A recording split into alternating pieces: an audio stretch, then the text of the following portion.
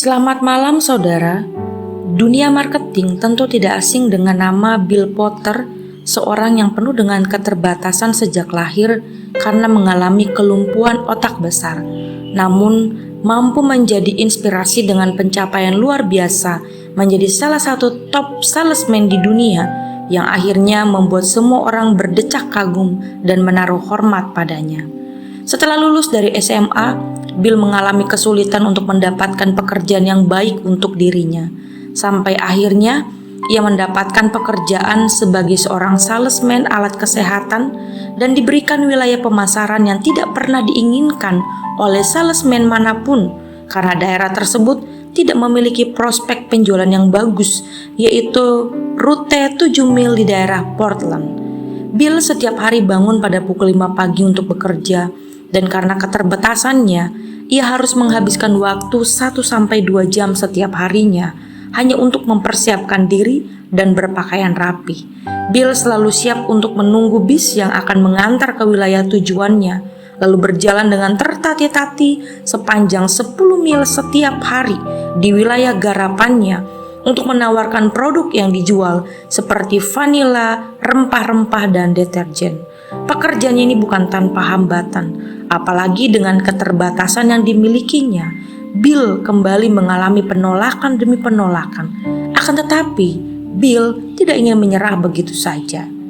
Passion and persistence, kesabaran dan kegigihan yang selalu diajarkan oleh ibunya membuat Bill mampu terus konsisten pada kerja kerasnya, sehingga pada tahun 1989 Bill Porter meraih penghargaan sebagai salesman dengan omset penjualan terbanyak dan meraih penghargaan sebagai Salesman of the Year dari Watkins Incorporated.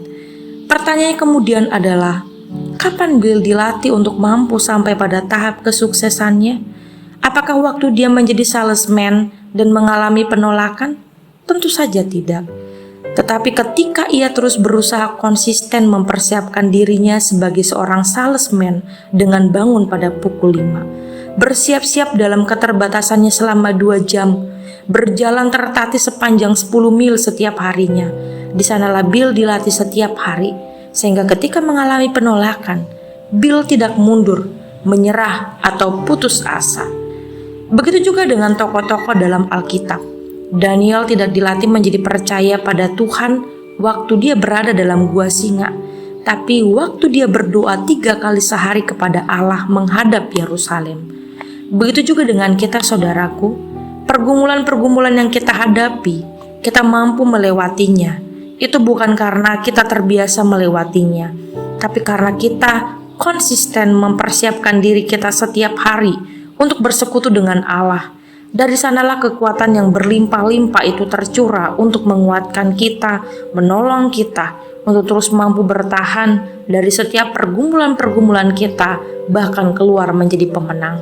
2 Korintus 4 ayat 7 berkata, "Tetapi harta ini kami punyai dalam bejana tanah liat, supaya nyata bahwa kekuatan yang melimpah-limpah itu berasal dari Allah, bukan dari diri kami." Saudaraku, mau kekuatan yang melimpah untuk menghadapi pergumulan hidup? Konsistenlah bersekutu dengan Allah. Saya, Pendeta Marta Ulina, dalam Senandika Gembala GK.